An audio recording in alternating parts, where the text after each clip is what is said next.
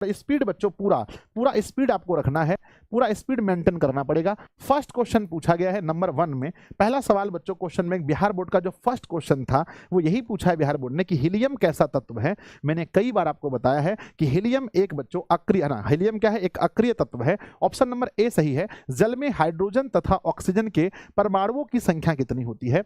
जल में hydrogen oxygen के परमाणुओं की संख्या तो H2O, तो हाइड्रोजन 2 होते हैं, ऑक्सीजन 1 होते हैं, 2 1 होंगे। यहां पर एक क्वेश्चन याद रखिएगा, हीलियम मेरे बच्चे अक्रिय तत्व है, अक्रिय तत्वों की कुल संख्या कितनी होती है? अक्रिय तत्वों की कुल संख्या 6 होती है, याद रखेंगे। आवर्त सारणी में कितने आवर्त होते हैं? पीरियोडिक टेबल की बात करते हैं तो आवर्त सारणी जब बनता है उसमें मेरे बच्चे आवर्त जो क्षैतिज कतारें होते हैं उसे हम आवर्त कहते हैं, क्षैतिज कतारों को हम आवर्त कहते हैं। आवर्त सारणी में कुल आवर्त की संख्या 7 होती है।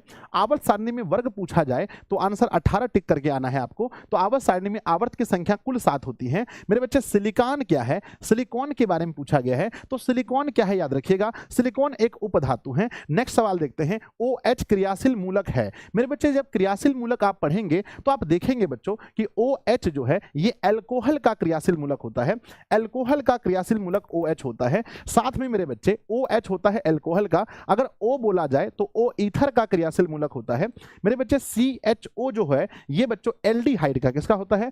एल्डिहाइड का, एल्डिहाइड का होता है। COOH अगर बोला जाए तो ये बच्चों कार्बोक्सिलिक एसिड का होता है। मेरे बच्चे ये कार्बोक्सिलिक एसिड का होता है, याद रखिएगा। मेरे बच्चे CO ये बच्चों कीटोन का होता है, ये कीटोन का होता है। बस इतना याद रखना है, परीक्षा में आपका 1 नंबर फिक्स हो जाएगा, 1 नंबर फिक्स हो जाएगा। बस इतना आपको याद रखना है, बस इतना याद रखना है, बस इतना याद रखना है, परीक्षा में 1 नंबर फिक्स हो जाएगा। मेरे विद्यार्थी जी आगे बढ़ते हैं, अगला सवाल आपके सामने देखेंगे। क्वेश्चन पूछा गया है, प्रकृति में ऑक्सीजन का संतुलन कैसे बना होता है? तो हमारे प्रकृति में ऑक्सीजन का संतुलन बना होता है प्रकाश संश्लेषण से, याद रखना है, प्रकाश संश्लेषण से। अगला सवाल है, पौधों में श्वसन क्रिया के अंतर्गत एटीपी के टूटने से कितनी ऊर्जा मुक्त होती है? एक एक सवाल याद करना है, एटीपी के टूटने से 30.5 किलो जूल प्रति मोल ऊर्जा मुक्त होती है। क्वेश्चन है, मानव हृदय में कितने कोष्ठ पाए जाते हैं? मानव हृदय में कोष्ठों की संख्या 4 पाई जाती है। अगला बच्चों, मानव हृदय में औसतन प्रकुंचन दाब क्या होता है? औसतन प्रकुंचन दाब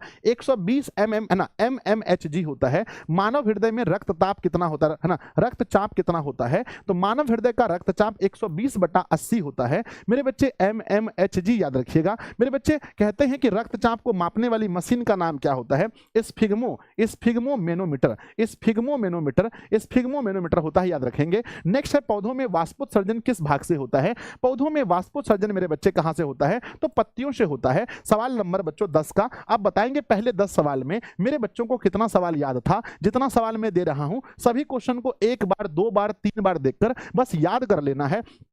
किसी भी हाल में सवाल आपको सारे सवाल याद कर लेने हैं, जितना सवाल मैं करवाने वाला हूं सारे सवाल याद कर लेने हैं, एक भी क्वेश्चन नहीं छूटेगा। अगर आपने इस वीडियो को शेयर नहीं किया है तो अपने सभी दोस्तों को शेयर कीजिए। मैंने बोला था आज के सेशन में मिनिमम 20,000 बच्चे जुड़ने चाहिए, और वो भी बच्चों अभी से लेकर लगातार लास्ट तक सभी बच्चों का मेरे बच्चों साइंस के सारे क्वेश्चंस का इलाज आज हम लोग करने वाले हैं। अगला सवाल है, कृत्रिम वृक्क किन अपशिष्ट उत्पादकों को रुधिर से अपोहन द्वारा पृथक करता है? कृत्रिम वृक्क जो है किन अपशिष्ट पदार्थों तो नाइट्रोजन, याद रखना, ऑप्शन ए सही है। हाइड्रा में प्रजनन की कौन सी विधि है? तो हाइड्रा में और ईस्ट में, हाइड्रा और किसमें? हाइड्रा और ईस्ट में प्रजनन की विधि होती है मुकुलन, याद रखेंगे। अगला सवाल है, किसी माध्यम के अपवर्तनांक यानी म्यू इज इक्वल टू क्या होता है?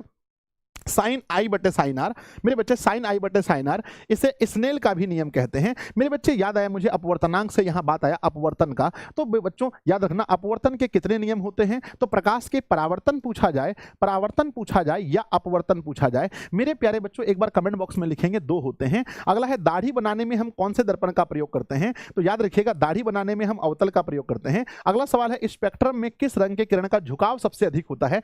अधिक बच्चों याद रखना, लाल का केवल तरंग दर्द अधिक होता है, लाल का केवल तरंग दर्द है, क्या होता है? लाल का केवल तरंग दर्द अधिक होता है, बाकी सब कुछ कम होता है, बाकी सब कुछ कम होता है। पूछा है